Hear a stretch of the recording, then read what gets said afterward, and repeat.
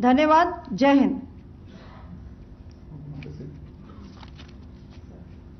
Pakistan military continued with its provocations, carrying out aggressive actions employing multiple threat vectors all along the western border. Pakistan employed UCAV, drones, long-range weapons, loitering munitions and fighter aircrafts to target civilian areas and military infrastructure. Pakistan military also resorted to air intrusions using drones and firing of heavy caliber weapons along the line of control. Along the international border and the line of controls, air intrusions and several harassment attacks were also attempted from Srinagar till Nalia at more than 26 locations. Indian Armed Forces successfully neutralized these threats and majority of the vectors. However, limited damage was sustained to equipment and personnel at Indian Air Force stations at Udhampur, Pathankot, Adhampur and Bhuj. There were also several high-speed missile attacks noticed subsequently after 0140 hours in the night at several air bases in Punjab. In a deplorable cowardly act, targeting of civilian infrastructure also had taken place, where Pakistan attacked the Medicare center and school premises at the air bases of Srinagar, Avantipur and Udhampur, yet again displaying irresponsible targeting of our civilian infrastructure. In a swift and calibrated response, Indian Armed Forces carried out precision attacks only on identified military targets. These included technical infrastructure, command and control centers, radar sites and weapon storage areas. Pakistan military targets at Rafiqi, Murid, Chaklala, Rahim Yar Khan, Sukur and Chunia were engaged using air-launched precision weapons from our fighter aircraft. Radar site at Pasroor and Sialkot Aviation Base were also targeted using precision munitions. While carrying out these responses, India ensured minimum collateral damage.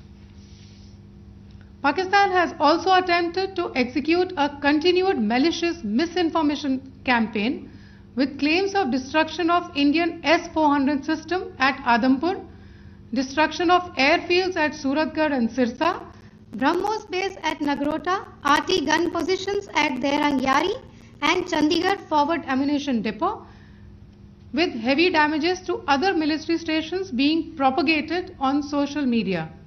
India unequivocally rejects these false narratives being spread by Pakistan. Along the line of control also, Pakistan has attempted multiple air intrusions using drones and conducted shelling using heavy caliber RT guns, targeting civilian infrastructure and killing some civilians. Heavy exchange of artillery mortars and small arm fire in Kupwara, Baramulla, Poonch, Rajouri and Akhnur sectors continued. Indian Army has responded effectively and proportionately, causing extensive damage to Pakistan Army. Pak military has been observed to be moving their troops into forward areas, indicating offensive intent to further escalate the situation. Indian Armed Forces remain in a high state of operational readiness. All hostile actions have been effectively countered and responded appropriately. Indian Armed Forces reiterate their commitment to non-escalation, provided it is reciprocated by the Pakistan military. At the end, I would also like to show you a few images of Air Force bases in the Punjab sector and Rajasthan sector, where it is mighty clear that we are debunking the Pakistani claims of causing destruction at these air bases. You can yourself see the normalcy in these Air Force stations. This is Sirsa, Suratgarh. The runways are intact.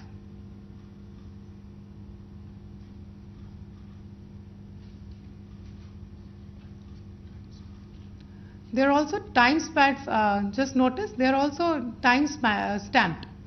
This is today.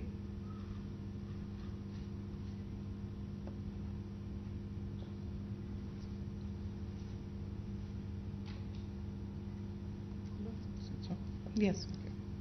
Thank you very much. Thank you. Thank you, Colonel Qureshi. Thank you, Wing Commander Singh. I just have a few points to make in closing. First of all, as you have seen, Pakistani claims about activities that they have undertaken continue to be heavy on lies, misinformation, and propaganda. And on top of that, this is peddled by Pakistani state agencies.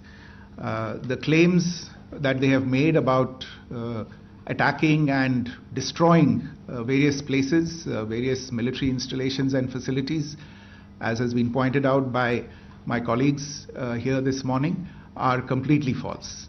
The claim about the Air Force station in Sirsa being destroyed, completely false, as you've seen. The claim about the Air Force station in Suratgarh being destroyed, completely false again, as you have seen. There's a claim that has been made that the S-400 base at Adampur was destroyed, completely false once again. Claims have been made about large sections of Indian critical infrastructure, power systems, cyber systems, etc. being attacked and destroyed, completely false. I would urge all of you and all those who watch this not to be misled by this tissue of lies that is being peddled by the Pakistani state for obvious purposes. The second point that I wanted to emphasize is that Pakistan continues with its execrable and wanton campaign of targeting civilians and civilian infrastructure, especially in the states of Jammu and Kashmir and Punjab. There is also on its part a consistent attempt to sow discord between communities in India. As I said, there has been a particular focus in its targeting of civilian infrastructure and the population in Jammu and Kashmir and Punjab. Earlier this morning, Pakistan shelled the town of Rajouri, killing the additional District Development Commissioner, Shri Rajkumar Thappa, adding to the civilian casualties and the damage in that state. We have also observed overnight damage to property and injuries to civilians in Firozpur and Jalandhar, among other places. Finally, as I said, Pakistani officials also continue to make ludicrous claims about India firing missiles towards Sri Amritsar Sahib. As I said, these lame attempts to divide India are doomed to failure. We have also seen in some of the remarks that have been shown on television that the Pakistani army spokesman seems to take great joy at the fact that the Indian public should criticize the government of India with regard to various issues. It may be a surprise to Pakistan to see citizens criticizing their own government. That is the hallmark of an open and functioning democracy. Pakistan's unfamiliarity with that, again, should not be surprising. And finally, there is this yet again completely ludicrous claim that Indian missiles have hit Afghanistan. Totally frivolous allegation, and I only want to point out that Afghan people don't need to be reminded about which country it is that has on multiple occasions in just the last 1.5 years targeted civilian populations and civilian infrastructure in Afghanistan.